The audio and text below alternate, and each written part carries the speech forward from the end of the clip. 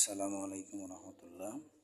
আজকে আমি আলোচনা করব আনসিন প্যাজেস কোশ্চেন নং 4 অ্যান্ড 5 সলিউশন কিভাবে করব আমরা। আনসার টু দ্য কোশ্চেন নং 4 আমরা আগে প্রশ্নটা একটু দেখে নিতে পারি, প্রশ্নটা কেমন হবে, আর আনসার আমরা এভাবেই করব। শুধু ইনফরমেশনগুলো আমরা এখানে নোট ডাউন করব এভাবে।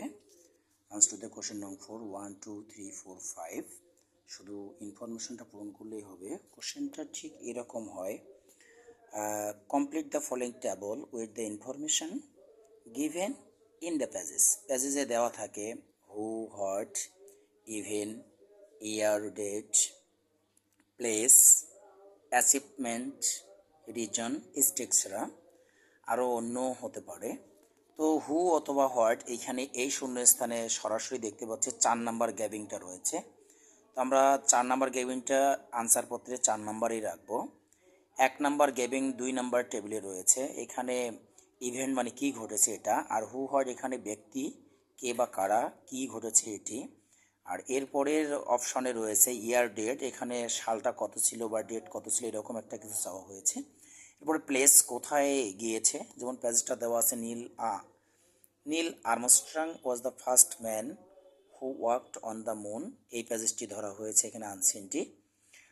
অ্যাচিভমেন্ট তাদের অর্জনটা কী ছিল, এই ঘরে অপশন নেই। রিজনের ঘরেও কোনো অপশন নেই। অলরেডি আমরা প্লেসে 2টা পেয়েছি, আর হচ্ছে ইয়ার এবং ডেটে পেয়েছি একটি, আর ইভেন্টে একটি, আর হচ্ছে হু এবং হটে একটি। জাস্ট আমরা এভাবে আনসারগুলো লিখে দিব যে 1 2 3 4 5 এভাবে আমরা আনসারগুলো লিখব, তাহলে আমাদের আনসারটা সুন্দর এবং সাবলীল উত্তর হবে, কোশ্চেন টু দ্য আনসার হবে। এরপরে 5 নাম্বার যেটা দেয়া আছে, কোশ্চেনটা আমরা এখানেই দেখতে পারি আবারও দেয়া আছে write a summary of the above প্যাজেস in your words.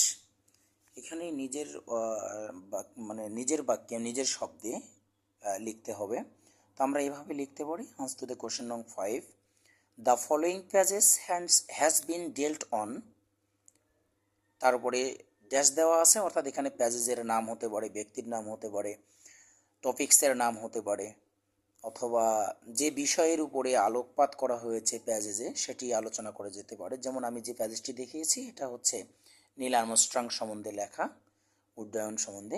অথবা এভাবে লিখতে পারি from the beginning of the প্যাজেস most talk about, এই প্যাজেজে সবচেয়ে বেশি আলোচিত হয়েছে যে বিষয়টি সেটি আমরা লিখতে পারি, অ্যাবাউট মানে ওই সম্বন্ধে। এরপরে আমরা প্যাজেসটা যখন লিখব, আমরা যখন সামারিটা লিখব তখন ফার্স্ট সেন্টেন্স অফ দ্য প্যাজেজ, অবশ্যই আমরা প্রথম সেন্টেন্সটা লেখার চেষ্টা করব। এরপরে মেইন আইডিয়া, অর্থাৎ প্রধান যে ধারণাটুকু, কত সালে গিয়েছে, কোন সালে গিয়েছে, কিভাবে গিয়েছে, কি যন্ত্রের সাহায্যে গিয়েছে, বা কি দিয়ে কাজ করছে, কখন কাজ করেছে, কোথায় করেছে, এগুলি। এরপরে সাপোর্টিং আইডিয়া, তাকে সে কী অর্জন করেছে, সাপোর্টটা কী পেয়েছে এটা। এরপরে ফিনিশিং লাইন অবশ্যই লিখতে হবে, আর বিশেষ করে সালগুলো লিখতে হবে, সালগুলো আমাদেরকে ফলো করতে হবে।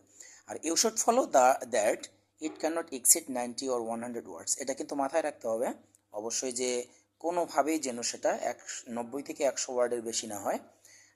যেহেতু সময়ে সাপেক্ষ ব্যাপার, আমাদেরকে টাইম বাউন্ডের মধ্যে কাজ করতে হয়, অবশ্যই টাইম দেখতে হবে এবং এভাবে আমাদেরকে আনসারগুলো করতে হবে।